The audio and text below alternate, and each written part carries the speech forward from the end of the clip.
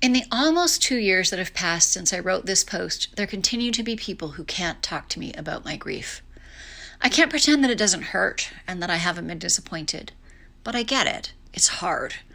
Knowing how hard it is makes me so grateful for those people who continue to reach out, who are valued members of my support team and keep me going. Since Ben died, another family friend lost their son. It's hard for me to reach out to them because I know what they are facing. I barely have capacity for me, and I worry I don't have enough for them. But I reach out when I can, and I know there is no perfect thing to say. Grief needs to be witnessed. Those grieving need to be seen. Here's my original post about an amazing encounter with someone who didn't know what to say.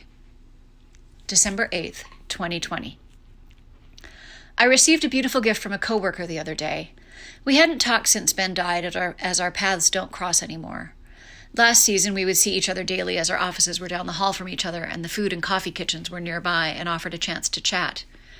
This year, I mostly work from home, and her office is on the other side of a glass wall from where I'm allowed in the office. I'd seen her through the glass, but our eyes hadn't caught, and we hadn't passed each other outside. And then we did.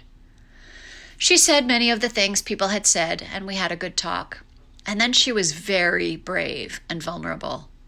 She admitted that since she had heard, when she had seen me, she had averted her eyes and shied away from me.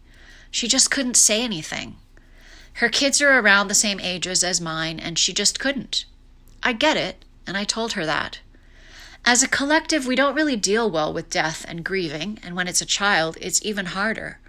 We don't have the vocabulary, and we don't want to say anything that causes pain. Here's the gift. It was a beautiful reminder that there are people who care, who are thinking of us and sending love, but just can't say anything. It's hard to know that as this journey sometimes feels lonely. But at the exact right moment, I got my reminder. So if you are someone who hasn't said anything or not said much, no, it's okay. I know you're there. I feel it when you think of us, even if you never tell us. The situation I find myself in heightens everything, but I bet it's true for all of us. So if you are feeling lonely or dealing with something challenging, know people are thinking of you too.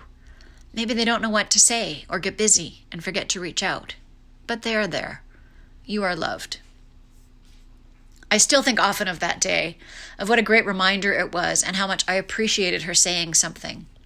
As time goes by, I think it gets harder for people to say something.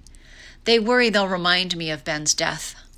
I was at a large gathering recently, and many people who I hadn't seen since Ben died, and all knew him, said nothing. It felt so strange to me. One person very kindly said they were so sorry about Ben's death, and it was so helpful for me. If you encounter someone you haven't seen since they lost a loved one, please say something regardless of how long it's been. You won't remind them and make them sad. I think of Ben every moment of every day. It helps me to know that other people think of him too. Tips for supporting a griever. Acknowledge the death the first time you see them after it's happened. I'm so sorry works. Feeling words from the heart are always good.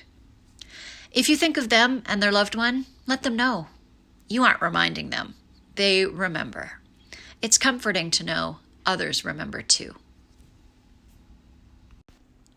If you need help finding your way on your grief path, please reach out for help. You don't have to do it alone.